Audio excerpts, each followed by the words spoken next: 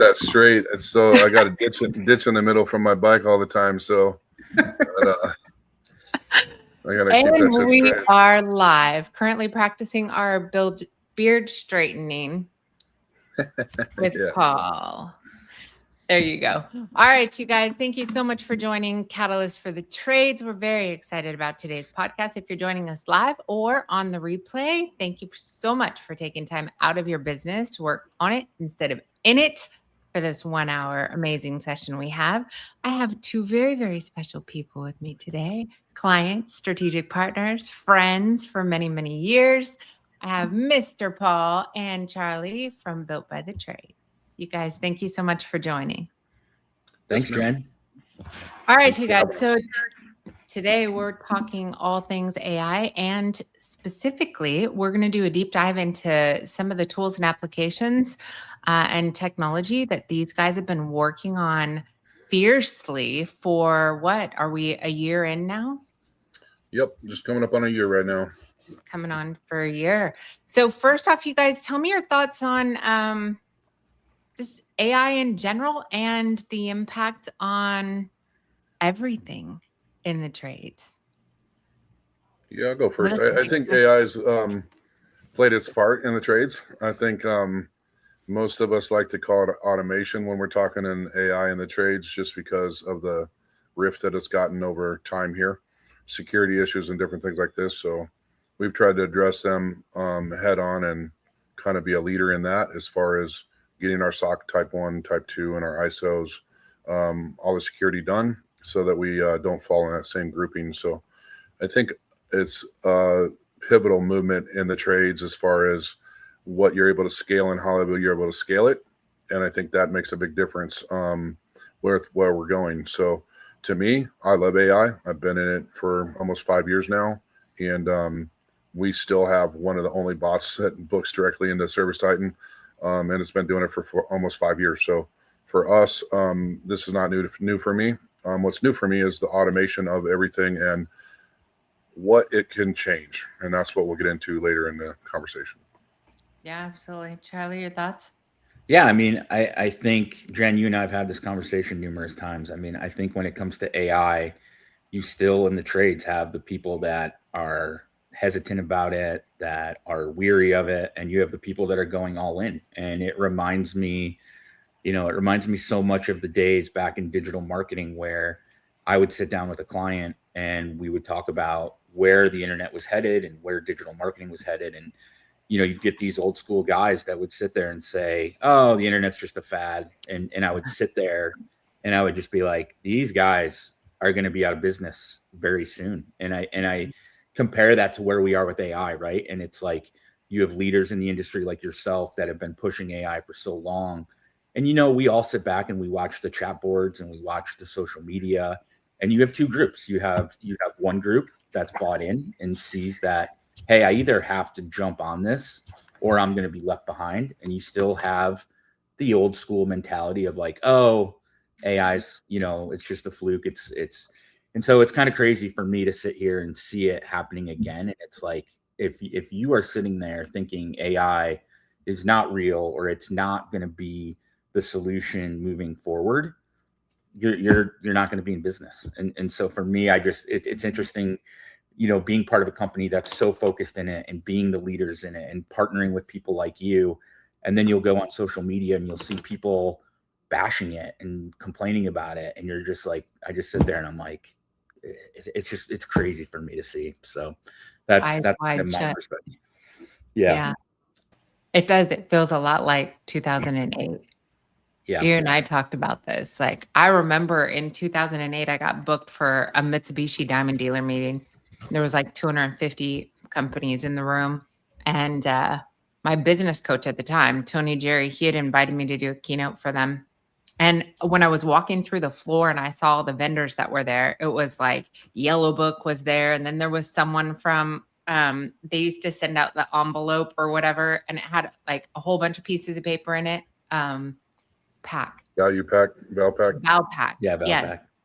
And I walked through this thing and it was my first introduction to the trades. I'd never done anything other than like attempt to fix my own stuff and fail miserably. uh, and look for really key people to have in my life. Back then I was a single mom. So no, there was no digital marketing presence at all at this meeting. And I remember asking the room, I was like, how many of you guys are focused on SEO, search engine optimization? And only 3 contractors raised their hands. And I was like, where did I just go? It's wild. But I feel like we're kind of in that same bucket, and the gap is growing really, really, really fast. This is year 5 of AI for consumers, the general population having their hands on. AI is not that new, right? AI has been around for a long time, but we're 5 years in and there's still debates, which is absolutely shocking. It's crazy. It is shocking. 34 years for me. So I went before Google in the trades, and then through Yellow Pages. And back in those days, Southern California, I had to run 5 full-page ads to be #1 in the book. And prices obviously got crazy. So it's been crazy to watch this all happen. And then a little bit behind on Google ads because I come from new construction. So I didn't really have to advertise the same way. So it was kind of interesting learning all that. And I like to dive in and learn everything that I can about anything I'm doing. So this has been kind of a cool thing for me because you're seeing transition through time, and the guys who adapt are the guys who survive. So I don't think that's new, right? That's the same thing we're seeing here. Yeah, I even think I'd probably stretch it even further and say those who are first are going to be the juggernauts of the future. I agree. Right. Right. Some of the stuff we're doing is definitely that way. I think there'll be some shock on all the stuff that we have together and the team we built. Right now, I think I'm 52 people deep and Built by the Trades with 11 devs. So it's getting to a point of it's pretty crazy how fast things can go with AI. And then everybody gets confused because AI, you think you can vibe something over a weekend and replace Service Titan. That's not going to happen. And you hear people argue about it all the time. Well, I can do this and I can do that. They still have no idea about the safety and all the precautions that are needed to take this to the next level. So that's what's funny to me is when people come to us, they expect, well, it's going to cost $1 million to build or something. And it's like, how can you say that when AI, my teenage son can do it on the weekend? Yeah, well, we're talking 2 different levels here, man. Like we're probably talking 100 different levels, to be honest, but it's insane. I was on the interpretation that, I could build them for $30,000, $40,000, $50,000. And now we're finding out that we're a mil to mil point 1.3, 1.4 into each one. So it really becomes exhausting if you don't have the weight.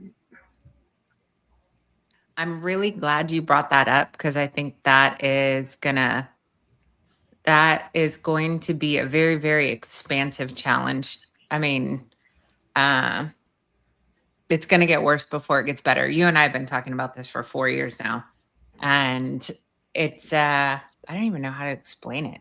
Like for the average person, if you jump on, and I've probably reviewed 100 applications, which I love the entrepreneurial spirit. So I love the fact that people are getting their hands dirty, prototyping like crazy. They're building things. They can see it. It looks real. It looks amazing.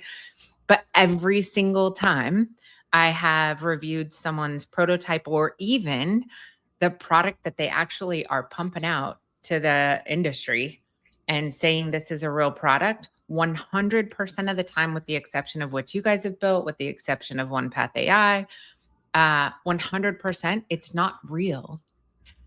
And I'll ask them, I'll say, I want you to add one prompt and just say, is the data seeded data or real data from the database? And is there a state machine? And every time their AI comes back and say, no, this is actually fake. This is seeded data. This isn't real. And I'm like, you're literally selling a product that is 100% not real to the general public on a website. And everything in your entire dashboard is absolutely fake BS from AI, but it looks real to them. So it's scary on so many different hands, but that's why we have the podcast and bring on people like you so that we can have these conversations. I just saw another one actually. Steph just sent it to me. She sent me a screenshot of somebody's pricing app that they put online, and we pulled in their pricing app. threw it through our system and asked for a full eval. And first thing it came back and said that the data is only partially accurate and they have no state machine and no RBAC rules. So we have no actual real user-based securities or protocols on side of it. I was like, but it's running all over Facebook ads for anybody who's interested in AI right now. And I'll just say the color is peach. I'll leave it at that. Well, and I think that's the scary part, right? Is like it can be built up so fast. We've all seen on all of our feeds like companies popping up.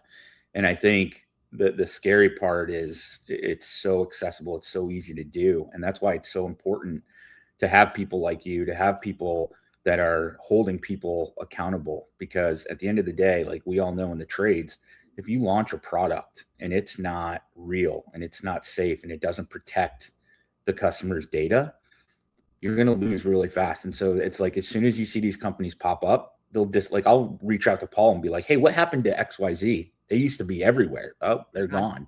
It's because people start to see what's really going on. So yeah, it's kind of crazy. Yeah. I think you guys continue to prototype, but that's all you're doing. If you don't have a development background and a full security team and you don't have an infrastructure crew and you don't have systems engineers and actual real developers, you're just prototyping. You should not put that on a website and take it to market, please. If you don't have at least $1 million invested in a single product, good luck with that. Yeah, that's the hardest part for me. People just don't understand it. And when you're talking to even 11 devs for what we're doing, the price tag on that is astronomical. So it really gets to be kind of overwhelming at times for me when we went into it. But I believe that there's a lot of factors here too, where hopefully the trades are ready to get away from stuff being built for us by other people that have no idea what we're doing. And that's kind of where we came in with built by the trades means exactly what it says. It's built by the trades. I'm on the ground. I've been on the ground. But not Paul watching a YouTube video on Sunday and then jumping onto Nectic or some platform and building it himself. Exactly. Careful distinction. Yeah, and that's something that's very true. So my developer and I, Hudson, we get along very, very well. And he just understands me very well. And he's able to take what we're talking about and what we put down and bring it into life through the app, which allows everything to move much better. But yeah, I couldn't do that. I see a lot of my friends even trying to do this stuff and they're coming out and saying they got this and they got this and it does this. And I just, I cringe for them a little bit only because I've learned and I know I'm not throw anybody on the bus, but I know a lot more. So for me, it's kind of one of those things like learning experience. Put your money forward and you'll learn some lessons. If you're going to sit back and try to do this on a weekend for no dollars, I promise you're going to lose. I promise. And unless you're doing something small for yourself and you're not going to send it out and scale it or nothing like that. Everything we do is built to scale, built to grow and grow the companies that we deal with. So let's get into it. So hopefully we just established and put the fear of God in everybody when you're signing up for new tools, gadgets, gizmos, and someone's hawking their wares and tears at the next trade show. At least do some due diligence and start asking a lot better questions and bring in some experts. I know you guys are open to, if somebody raises their hand and says, hey, can you guys check this out and tell me if this is BS or not? We are as too. Or as well. So I think there's a handful of true development teams that have the experience and know how to be able to jump in and answer questions. So like shoot us all a message. That's first. But with that, let's do a deep dive into Built by the Trades. You guys, what are we on as far as the number of apps that we have launching or launched? We have 10 total. One's a hardware. And they're all built the way I always explain it. It's kind of like a flywheel. If anybody's read Good to Great, great book. And the flywheel, this is just cogs, 10 cogs within a flywheel. And the more cogs you add, the better movement you're going to get and more stable you're going to become. So that's kind of how I look at it. Starts all the way from review generation, referral generation, in person, and verifiable. All of our stuff is patented. All of our stuff is trademarked to protect us from the IP thieves out there and AI that's pending doom here. So for me, This comes from operational perspective. I was in some better practice groups, and most people know that of me. Garage Door Freedom was the group I belonged to. I loved everything about it, and I learned so much from them. Tommy elevated me in that group and allowed me to grow and help other people grow. So I owe him a debt of gratitude for that. I'll say that right now. And then learning from that, though, I learned that there were a lot of problems in the trades. The biggest problem is very simple. It's our egos. And we don't really like to talk about that, but we're cocky, and we don't want to be told what to do or how to do it. And we come from labor and not from business. And this is what we need to talk about probably more than anything, because that is what's costing us our companies. We don't know how to price. We don't know how to do overhead. We don't know any of this stuff because we were never taught. Not our problem, but it's not an excuse either. And I think that's where it's coming up. The companies that understand numbers and understand KPI are going to be the ones that grow and foresee time. And that's just how I see it. So I'm pretty hardcore, as most people know me. I'm pretty straightforward. And so I give it straight, and I'm talking from personal experience. And I think that people aren't used to that, being so honest. So how we got our pricing was very simple.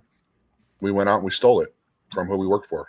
And we started running that at a discount to compete against them because we thought we could do better, never knowing if our price was good and or if his price was good.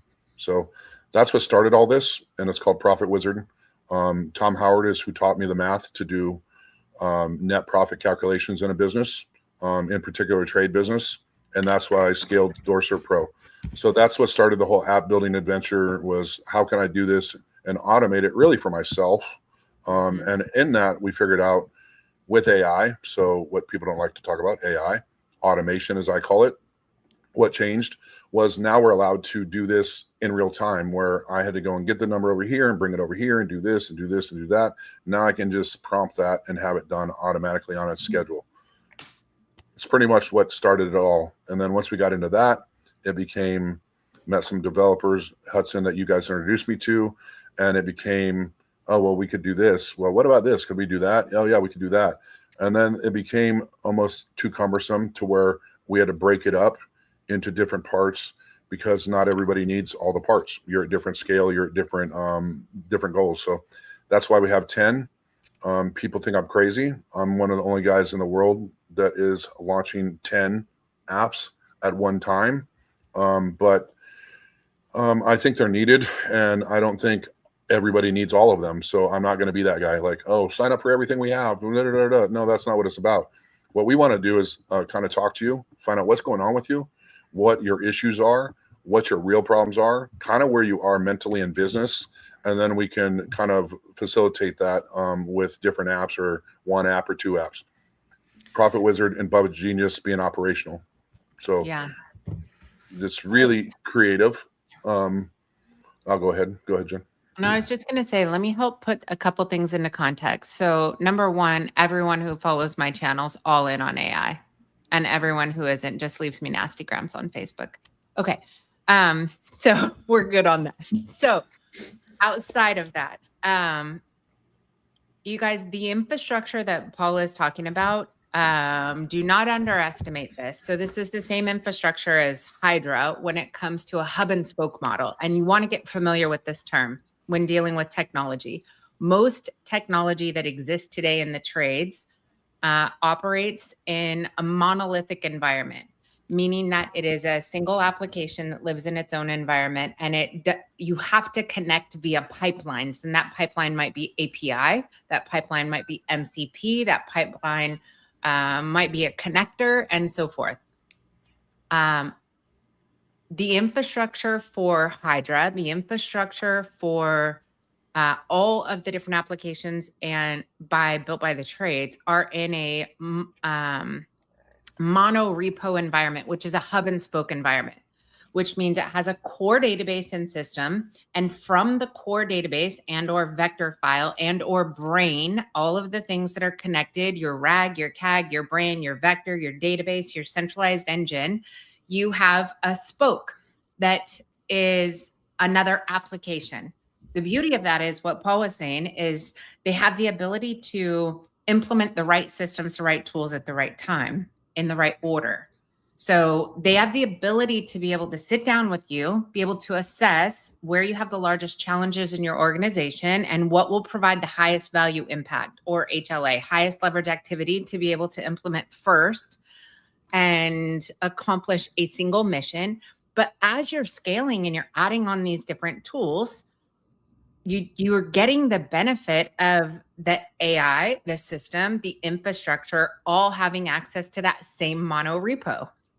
So these things are not disconnected systems that need a gadget to connect it, that can break, that can fall, that can stop working, turn off, which this is the problem with monolithic environments, is you have APIs that disconnect, you have zaps that stop working, you have all of these things that stop working. They become technically what's referred to as technical debt. And technical debt is the worst scenario you could possibly get in. It just gets worse and worse and worse and worse. So understanding the infrastructure is really, really important, because you don't have that technical debt when you're living inside of a mono repo, and all of the different applications have the ability to access, learn from, leverage, and get smarter because of that central environment. So I don't know if that was too complicated. I don't know if I was translating or making it worse, but these are terms you should be familiar with, and terms that any AI technology company should be able to have a conversation about. Extending past their sales pitch on their website. Okay, sorry for that diversion, but I wanted to make sure it's really, really clear. Like, you guys put in a tremendous amount of logic and thought. And when Paul's talking about Hudson, we should tell the story about how this took place. So Paul and I have been brainstorming and talking about everything that he's building and scoping, and he's prototyping and everything for a long time. And Mike and I were at an event, and this doesn't happen very often, but Mike came and ran, and he grabbed me and he was like, I just met the real deal. You have to meet this guy, Hudson. Hudson is a freaking genius. And I really don't think they exist very, very rarely. Like, luckily I have them in my family. So if you try and recruit them, I will shoot you and them, and then we'll have a bad Christmas. And I'm just saying. But when Mike met Hudson and he brought me over there, I immediately called Paul, and I'm like, I got the guy. Like, this is the one. He is the genius. But these devs, these are $500,000 devs. These are not somebody you normally find at a trade show in the trades or anywhere else. They don't normally, we call them, let them out of their cage. Normally they stay in their box, like in their garage or whatever their dev environment was. So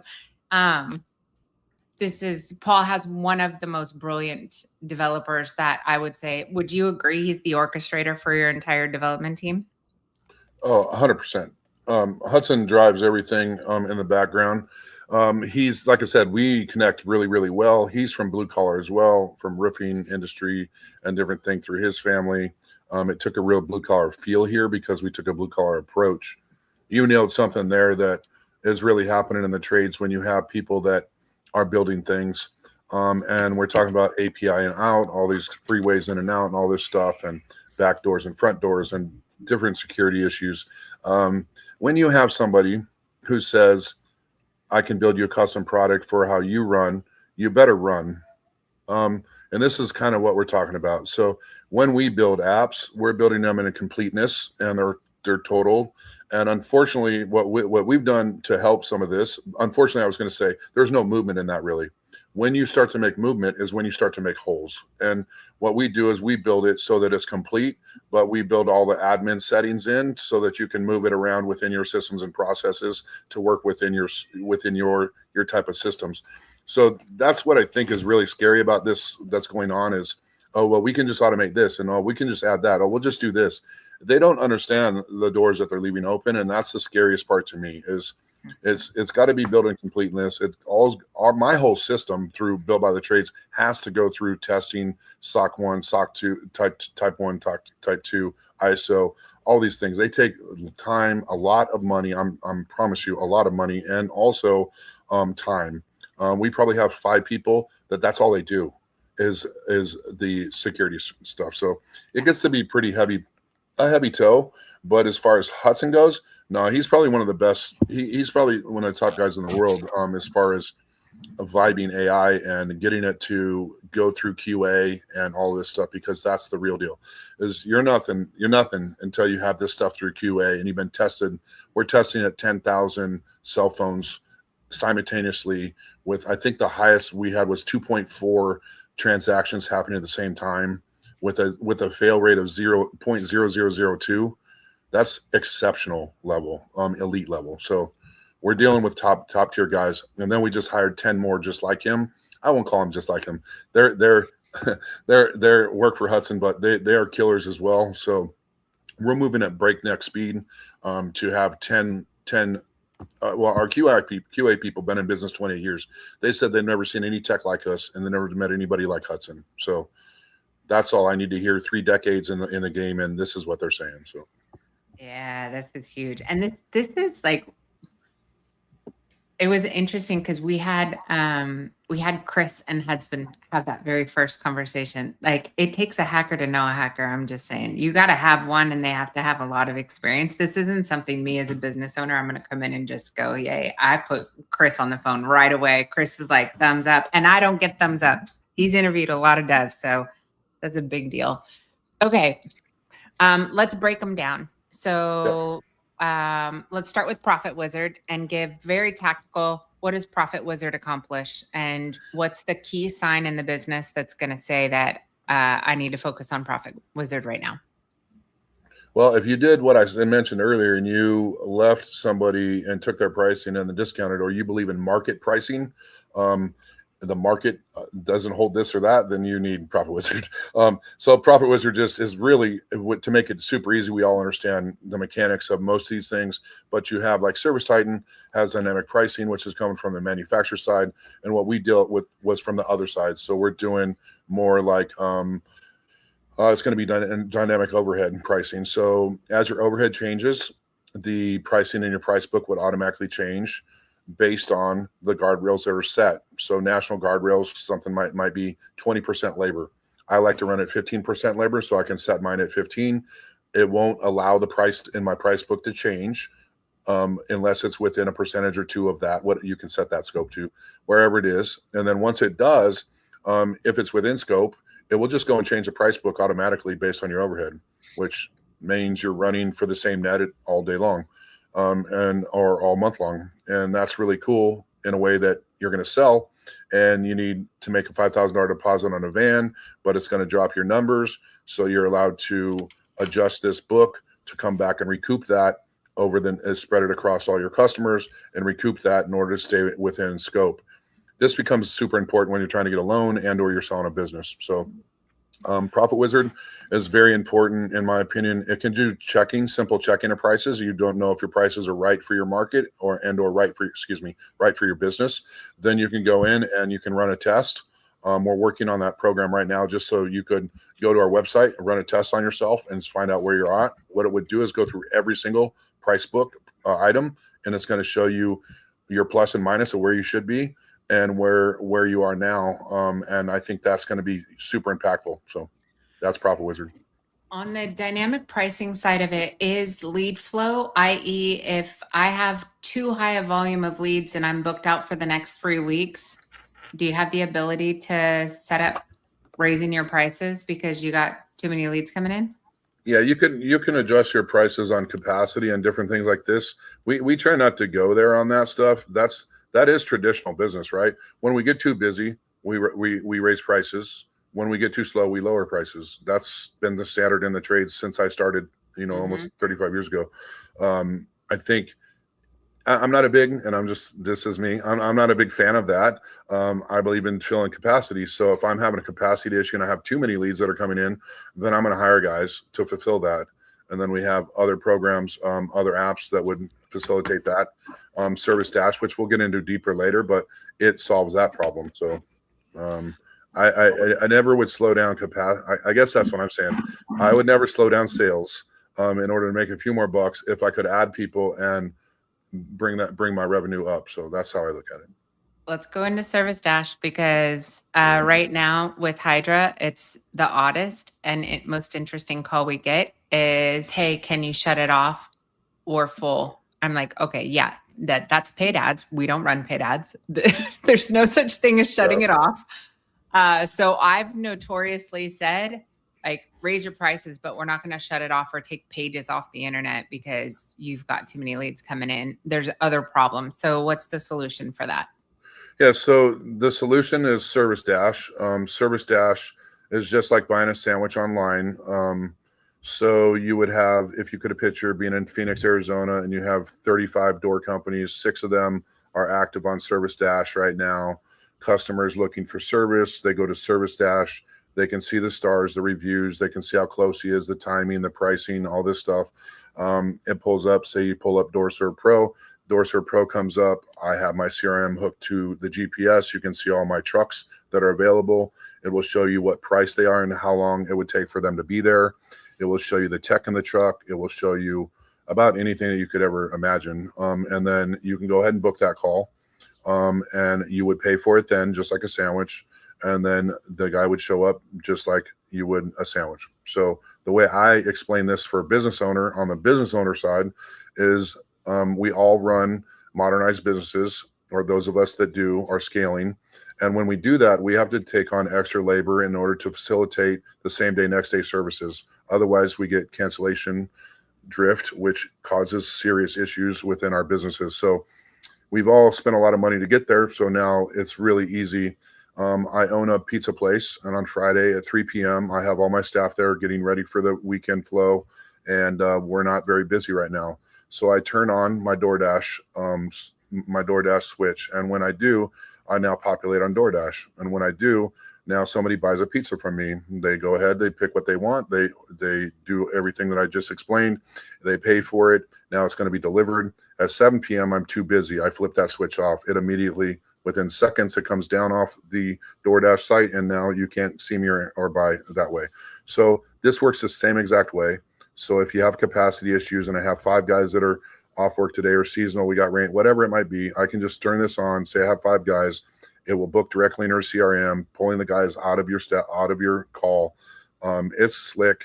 We have financing tied to it. We have refunding tied to it. We have all your stars that are brought in from TradeRate, another app we have that aggregate all your stars across the internet. Will bring them all there. So it's really impactful. We've got big interest in this with some bigger players in the country. We're looking to roll this out here in the next 4 weeks. I promise it's going to be the biggest thing in the trades. We all have capacity issues. We all have labor issues, and this is a way to address them immediately. And also the weirdest part about this, the strangest part, I didn't mean to do all this, but the strangest part is I'm selling you the only converted lead in the business, period. There is nobody selling you a converted lead. We're selling you converted leads. We're not selling you ads. So please stop calling it ads, because it's not ads. We're selling you an actual converted call. So, and you guys, so first off, welcome to the freaking future. Drop the mic. This is it right here. Yep. Welcome to the freaking future. And every other industry has something like this available. The trades has never had anything like this. If I own a stadium and my seats aren't full, I can turn on Ticket Hub. Right? If I own a restaurant, a spa, a salon, there's 100 apps that I can turn on that are Groupons and ways that consumers can book. This is the first time the trades is getting to see the same light. Yeah, it's pretty wild. And the trickier part is we were talking before we jumped on live here. It's been trickier part's been law part of this, and getting everything tight and getting everything buttoned down. And as you heard me speak earlier, I trademark and I patent everything. That is what I believe is the only thing that's going to beat AI IP, because we will own it. So this is what we did, and we have done a very good job at locking that up. So as far as Service Dash goes, I think we're pretty untouchable. It goes into the next one, which is TrueQuote. TrueQuote is probably the most impactful and probably going to be the most widely spread software that we have. And you deal with this every day. You actually were the first one to bring it to me, which is kind of a funny story with that, because all of us that are modernized, we just spent hundreds of thousands, if not millions of dollars modernizing and going away from giving prices on the phone and or on our websites and doing in-person sales. what people would call upsell. We call taking care of a customer. So giving options. So that was a really shitty thing to hear when we're building a new website that, hey, you need to show transparent pricing. I told Jen, no, the fuck I'm not. No, I'm not. I'm sorry I cussed on there, but This no, was I'm not. exactly his response, by the way, which is why I love Paul. Yeah. No, And I I'm was not. like, hold on. So we Paul had a listened. really good way of, I like his initial responses. Hell no, I ain't doing that shit. No. So we listened, and then she made great sense. And it's like, this is the way it's going. And she's seeing different things that are coming on her side. About, I don't know, it was 4 or 5 hours later, I sent her back. I solved it. So what we did with this was very simple. And we took and brought all the pricing from around the web to the website itself. So you've still got to do your job and get the people to your website. Once you do, I ask a simple question every time. If I show you pricing on website, what's the first thing you're going to do as a customer?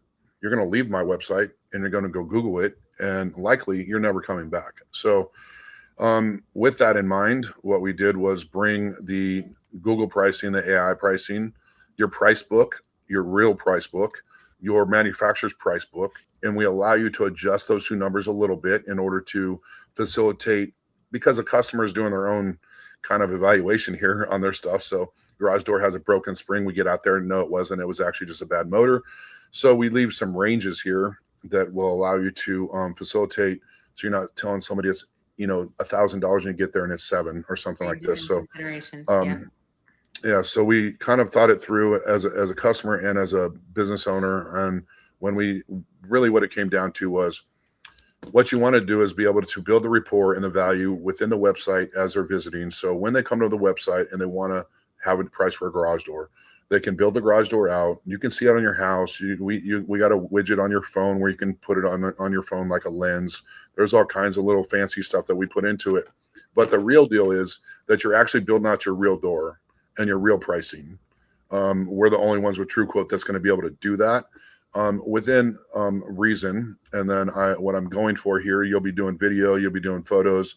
And what we're going for here is a database. Once I collect enough in the database, I'm going to be the first guy ever to be able to sell doors without anybody going to your house, indoor systems. So it's going to take a lot of data. It's going to take a lot of time here, but we'll get it figured out. But the point is, so now I've just built this out. It gives me a range price, and I go to leave the site. And as soon as I go to leave the site, it has call to actions there, buy, book now, compare. If you don't push any of them and you go to leave the site, it's going to bring up a widget that we're all familiar with, like, hey, don't leave this, or here's a discount or whatever. It's going to bring up that widget right on your website, and it's going to show you, we did all the work. You know where you're going. We did all the work for you. Here's AI pricing. Here's Google pricing. Here's Home Advisor. Here's Home Depot. Here's your local guy. Here's the manufacturer suggested. Here's DoorServe Pro pricing. And then you're going to mitigate all those. So might be something as far as like, I'm a licensed contractor. I have insurance. I'm bonded. My kids play soccer with yours. Our warranty, we're same day, next day. We treat warranty like a new call. Different things like this, just to differentiate yourself. Red X marks, green check marks, which is what we're all used to seeing. 5-star reviews, all these kind of things. And now we go across and we say AI. AI is kind of fake pricing. It kind of gets pulled in from different areas. Nobody really knows where, if it makes sense or not, and then, blah, blah, blah. So this will allow you to, now you can call and book and do the same call to actions and do that. That thing's going to be, we haven't figured out the pricing, but it's going to be small enough to where a normal mom and pop shop can use it and compete against the guys in town. So it's going to be interesting. Everybody we showed it to loves it for many reasons, because you're allowed to adjust a little bit and account for the errors that are being made. So that's TrueQuote. So you guys, this is another one I don't want to underestimate. But if you could see the mechanics of what's happening between Paul's company and everything that we're doing on Hydra, it'll blow your freaking mind. I'll say this. We're addressing this from two different angles right now. If you go to Google right now and type in, why can't AI price HVAC installation or plumbing installation or trade services, and do that right now, what you're going to see is that all of the knowledge panel, all of the AI overviews, and I want to say at least a couple days ago, last Friday, it was 8 of the 10 listings inside the SERPs. Those are all Hydra sites. And every one of those. So there's these two things happening. One is we have all of our clients who are on Hydra. We are training and feeding the AI on why it doesn't understand pricing, so that it doesn't just understand pricing from the manufacturer or from Amazon or for whatever the retail price is of whatever the equipment is, manufacturer pricing. And on the other hand, so that's educating the consumer, that's providing your technicians with the ability to explain to a consumer why it doesn't understand that. And at the same time, right, we're training the AI on what real pricing is. And at the same time, you're also giving consumers an Amazon-like experience where they have the ability on your website to find the information, then go through the entire sales and order process themselves, do the entire comparison inside your website out of the gate and convert. And those two things working together are critically important, because I think you and I talked about this, and I've talked to a lot of other industry leaders. Like, someone's got to take the reins on feeding AI information and data that is accurate with pricing information, all of the different variables and or considerations that would make modifications to pricing. Like, we need to address that head on, but we also need to make sure that you guys are able to convert online. And it's very interesting. We have a mutual client. I think I sent the water heater company over to you guys. And these guys are now, this was the same kind of debate. He said, hell no, you're crazy, Jen. And now he's literally shooting me text messages every day that are saying that not only did he have somebody come to the site, get pricing, book online, order the water heater, they showed up at their house, they did the installation for the water heater, and they got the review with 0 human interaction. So on one hand, his mindset was, I don't want to put pricing online because we're on the higher end. I was like, why are you on the higher end? Let's back into it. And he was like, well, because we're only closing like 30 to 40% of the bids that we go out on. I was like, but everybody's running around like chickens with their head cut off, going house to house to house to house. If you didn't have to do that, would you have to charge as much? Well, no, but it's like, okay, well, let's eliminate the but and say, let's try it. What's the worst case scenario? You eliminate the operational inefficiencies, lower your operating costs, you close more business and you get paid more, so your margins grow, and you don't have to be the highest price. Go figure. It's working. So Yeah. This is exactly well, and you actually had that exact conversation. And yes, he is a customer of ours as well. So it's kind of you're seeing a movement here with a lot of people understanding this more, and the transparency thing we're not going to be able to hide from. And I think a lot of us think that we still can. And it's coming. Well, I met a guy, and I'll leave names out, but I met a guy last weekend on a trip that we were meeting different business kind of heads around the country. And I explained that what we're having a problem, and we were explaining TrueQuote. And what I have a problem with is when my guys are in the garage and customer is on their phone and shows them this is what it should cost, and they believe them fully and wholeheartedly that that's the real price, and my guy is going to leave. So the idea that I spin out here is pretty common, and I think it makes sense. Now, it's just my opinion, but Google, we learned over time, and when Google first started, everybody took it the same way, that it's so smart and it's this and it's that. And then you had people that would take it for granted, right? And then we all learned that no, Google's just a tool. You still got to do all your own research. It just brings everything forward. And I look at AI as totally different in the fact that it's being touted as smarter than humans. It's going to take us over. It's going to do this. It's going to do that. It's going to do this. So the people that aren't trained in it really believe that shit. They really think that it's smarter than we are, and it's telling them the truth on everything. And it's really kind of sick if you think about the whole thing, but to put that in a business perspective and how it affects us it's a different customer. Your customer is different now. And you're going to have to adjust to it, because if you don't, you're going to lose, I promise. And this is really all we're talking about. Yeah, 100%. 100%. They are now a technician, subject matter expert, a doctor, physical therapist, psychiatrist, psychologist, developer, app developer, anything they can get their hands on, they are now the experts at because they have this AI in their pocket. Yep. So we have to evolve. Okay, reviews. We're in the home. We did the job. So Trade Rated is pretty cool. Trade Rated comes from something I had to deal with in my business and home services, which was getting reviews, especially when you're talking about multiple GMBs, which is the strategy of most of us to grow our businesses. Let's talk about GMBs and what happened there. Google chased Yelp on this back in the day. Yelp was out there for restaurants and food. Google created their platform to compete, and they did. And what they did in that, though, was they created 15-mile radius circles because it was meant to be local businesses, right? I'm going down the street to dinner. I'm going this. You don't travel much further than that, blah, blah, blah. So that never got dealt with in the trades. And I talk about this many times, and people don't like to hear it because it's a fact and it's scary as hell. Our commercial industry, real estate in this country is propped up by GMBs. And I know that's a pretty brave statement to say, but that's a fact. And it's this way. So in a group of 100 garage door companies, you might have 2,000 or 1,500 locations.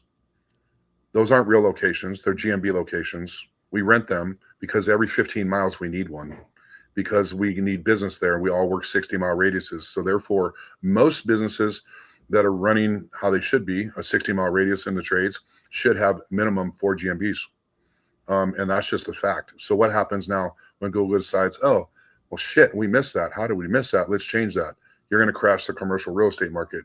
So there's so much involved here that I had to learn to get to where I'm at with all this. Trade Rated is very simple. We own and have patented the only verifiable review in the world, which is tied to your CRM. It's tied to your tech. It's tied to your customer. It's tied to GPS. It's cataloged and kept. If you lose your review, we can get it back. Well, technically, we can't get it back for you. We can send you the right stuff to get it back, the proof that that was your review and it was real from that customer. And furthermore, we do referrals right at the same way. Referral ties back to your CRM, checks to see if they're a customer or not. If they're not, creates them as one, tags it for the customer and for the tech. The reason those are important is think about all us old guys that have been in business. Think about how we used to get reviews and how we used to get referrals. We used to do them in person, all of them. There's a reason for that, but we don't like to talk about it anymore because tech came along and said, hey, you know what? I got a better way for you to do this. And you don't have to wait. You don't got to have that awkward thing. You don't have to do all that. We're just going to text them or spam them with email until they either respond or they don't. And that's where the real problem comes, because when you opt out, and a lot of owners don't know this, I have 500 campaigns at DoorServe Pro. When a customer opts out of one campaign, I can no longer contact that customer, even if I have a fucking membership with that customer. They are no longer touchable by me. And if I do so, it's $1,500 per contact. That's FCC. That is not Paul making that rule up. This is FCC. So anybody who is allowing any customer, any company to either text and or email you, your legacy customer that you paid money for to get and then converted, and now you're going to spam the shit out of them, and you think that's a good idea, you're wrong. Trade Rated solves all of those problems. Charlie, you want to dip your toe in that water? Yeah, I mean, I think with Trade Rated too, I think one of the things we've seen a lot is reviews getting dropped, like Paul said. And so one of the things we try to do is to figure out what is the value of a 5-star review for a customer. So in all the conversations we've had, I've heard, business owners saying as little as $200 is up to $5,000, right? If you're a high-end kitchen remodeling company and your average job is 35, 40 grand, what is a 5-star review worth to your company? And for us, Paul mentioned it, but we actually have a Fight Google button in our app, which basically what we'll do is at the end of the month, at the end, whenever you want, we're going to take that data of what, we're going to capture, we're going to see what reviews we're missing. So if you're a kitchen remodeling business and your average job is, 25, whatever, $50,000, and these reviews are that important to you, and 5-10% of your reviews are dropping off for whatever reason, the ability in Trade Rated to go in and fight Google and get those reviews back is absolutely, it's huge. It's huge. Yeah. So I think the ability for business owners to get those back is important. And then I think just the other thing I'll add to it is, when you're in front of a customer, you're going to get a better response. And right. And so in our initial testing, we've seen that if you send a text message, if you send an email and you're like, oh, will you please leave a review? I always say, Susie, the homeowner, she might love what you did, but when you leave and Susie, the homeowner, has 3 kids at home and they have soccer practice, she forgets about it, right? Regardless of how good the experience was. Whereas if you can do that right in front of the customer, that number jumps up. We've seen as high as 85%. So now if you're a small business and you're struggling with reviews, do you want to use a platform where you're getting 10% or 85%? And so that's really what I love about Trade Rated is it helps these small business owners that know they need reviews. They need more. They just don't know. They're having a hard time under their current, strategy. And that's what Trade Rated does. Yeah, 100%. Just a couple more points on that. One is getting a review is a personal endeavor, and it should be done face-to-face. Just the reality is you need to show them what you did, give them a walkthrough, show them how to use the garage door opener, show them how to use the thermostat, show them how to whatever in their home, show them what you did. And then you need to just simply ask the question for review, stare at them into their soul and be quiet and wait until it's done. And they'll give it to you. Personal engagement. Yeah. I think that bigger, and also let's talk about the illegal part of gating a review. Whenever you have a happy or sad face, when you're sending a text to somebody and they answer it's sad and you don't send the same route, then that's against the rules. And who better to be your gate for this than the tech? So the tech has built a rapport, built the value, and now has spent an hour or 2 or 3 or 8 with this customer. That's the best person to ask. And we all get these reviews sent to us and emailed to us. Nobody answers them. And if you do, it's very few. And it's maybe it was a friend of yours, so you're gonna take the time and do it. I mean, we don't do it for normal people. So it's just one of those things that I just don't understand how people don't see it. Like, yeah, this has to have a higher level of criticalness assigned to it in the business. It has to become wildly important. Yeah. This is extremely important for every other dollar you spend on every other part of your marketing and advertising. So if you take $1 and you have a half-ass process for reviews generation, that dollar then becomes worth 25 cents. So like if you don't do this, your dollar is actually worth less. Your marketing and advertising is worth less if this doesn't become a priority. Whereas if you do it and you have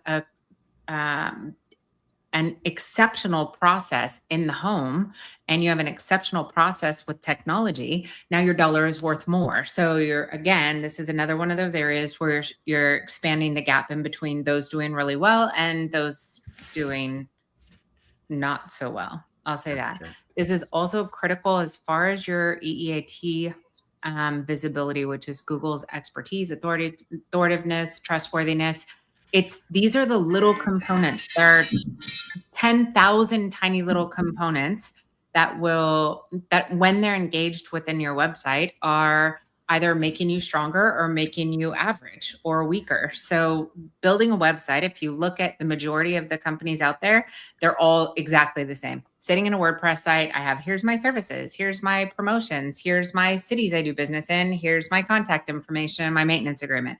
That is apples to apples to apples to apples, and even worse if it's in shitty technology. So now we're just blending in these little tiny things, the pricing information, the comparison data, the components that improve conversions, the reviews. Every one of these intricate little things is literally what's taking your dollar. And that's where you get 30x, 60x, 90x on your efforts when you're investing in growing your business. This one is critical. Absolutely 100%. Critical. So 100%.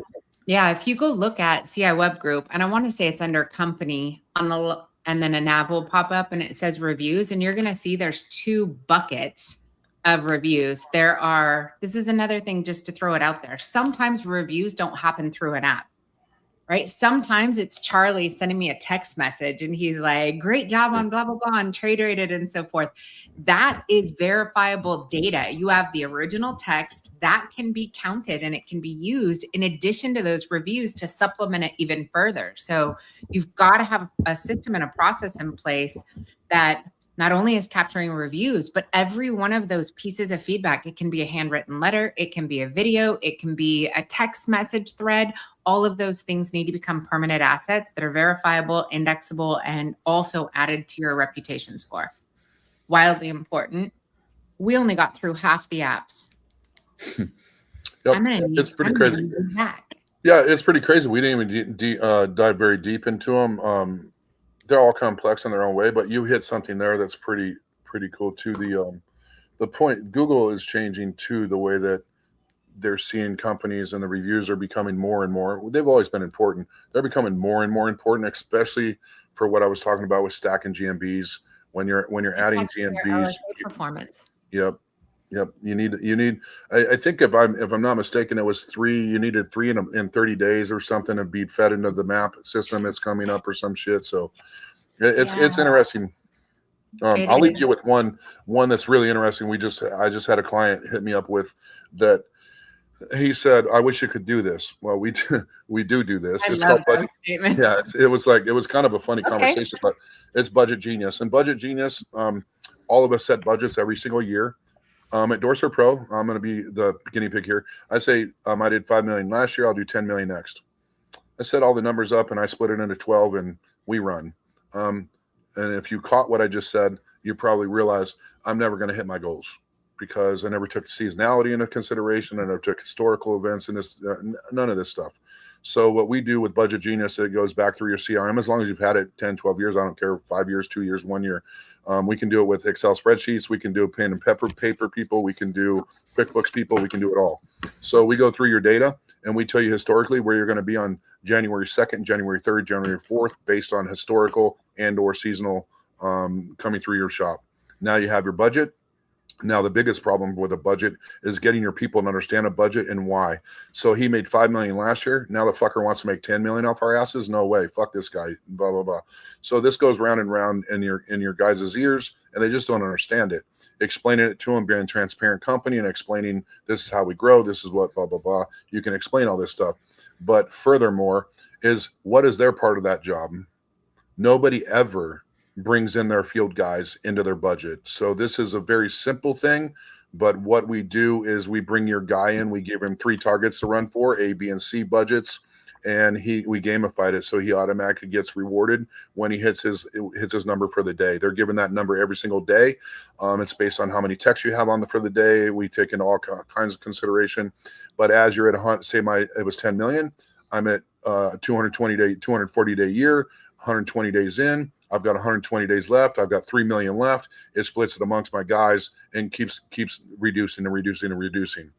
So it's very ingenious in a way, but also very simple, but gives your guys a target to run for. They know what they're doing. Everybody's involved, and now your company is running like a clock. So this is kind of stuff that we're working on that makes big, impactful differences today. You guys, I'm so proud of everything you guys are doing. I could not be more supportive and more excited about what you guys are bringing to the market. You guys are bringing technology, sophistication, and predictability through systems and integrations. And that is critical when your business can stop being ran via spidey senses. When your business can stop being ran via dart throwing. When your business can stop being run blindfolded, it will change everything. Yep. Like, for anybody who doesn't know Paul, get on one conversation with him. This guy's a mathematician. Like, this guy is a genius at math. He can throw numbers around and instantaneously be able to spit it out. And you're basically getting that, but built into the technology so that you know if all systems are firing at the same time, at the same pace, and the throttles are all running at the same pace, you can hit any goal because mathematics can tell you can. Right? Business is math. It's math in marketing, it's math in digital, it's math in reviews, it's math in budgeting, it's math in pricing, it's math in sales. It is math. And that's the beauty of having the technology behind you that can literally tell you, not at the end of the year if you're off track, it can tell you tomorrow you're off track. And it might be one human, one broken wheel in that cog in that system that you can tell 6 months in advance, we're not going to hit it because of Joe. Like Joe's not hitting the Right. math. Exactly. Right? We need to have a conversation Exactly. about or with Joe or both, one of the two. Yeah, that brings up a good point because everything we do relates back to KPI. It's taking modernized business and the CRMs and bringing it together, gamifying it, and doing things that people want to do and just haven't done. But I like what you said about math. One, I do love math, always have. But the math thing is funny. The reason I like math, I'll leave you with this. The reason I like math is for one reason, because I don't fucking lie. Predictable. That's it. Predictable. Yeah, it's not a I don't guess. lie. So It's the same reason I'm not going to debate marketing. It's just math. This isn't about personal perception. It's the math will tell us don't do that or do that or do more of it or I need more of this, right? The math will tell you what it is if you have the right systems, technology, visibility, and the predictive ability to be able to do that. So for sure. you need tech to be able to do that. We cannot memorize this stuff and we can't guess and we cannot use playbooks that were written in a 3-ring binder from something that somebody else did 20 years ago. Stop it. Facts. Facts. Facts. Sorry I get so feisty, but Jesus, my God. Okay. Truth though. All right. With that, I know we're at time. I would love to have you guys back on. I know I've got some of your guys' crew that's going to be joining on the Catalyst. So if you haven't bookmarked this show, you guys bookmark this show. Share this with a friend who needs to hear it. You guys leave a comment. We have got, actually, I just got confirmation from your crew. I get Hudson. Yeah, he's coming.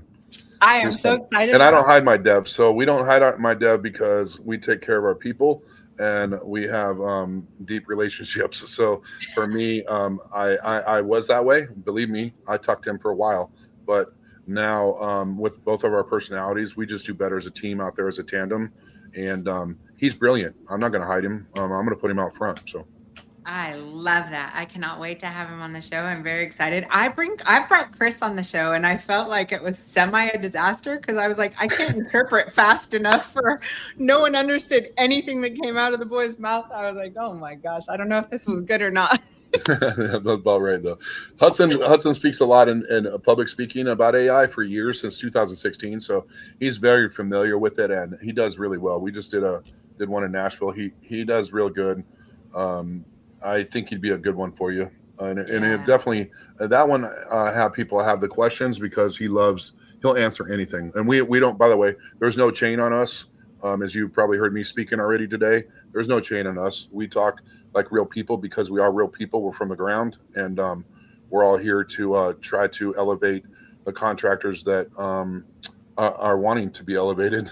The other ones can, well, you know. Way to disrupt everything. I love what you guys are doing.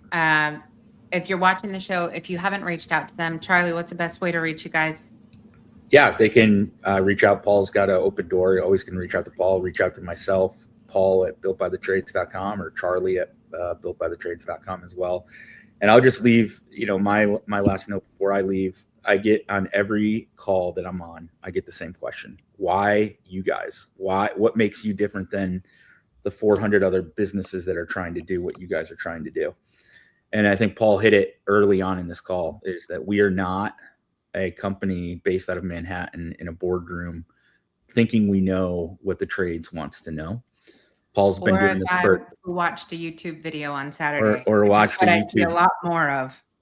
Paul's been doing this for 37 years, the good, the bad. And I think that story resonates. And when you see the products that we have, we don't believe that you need to join $1 million guru groups to become successful. And I think when you look at Paul's mission of Built by the Trades, it's, guys like Tommy Mello, guys like, Tom Howard, these guys helped Paul build what he's built today. And I think the story resonates that what Paul's trying to leave is he wants to do the same thing that those guys did for him.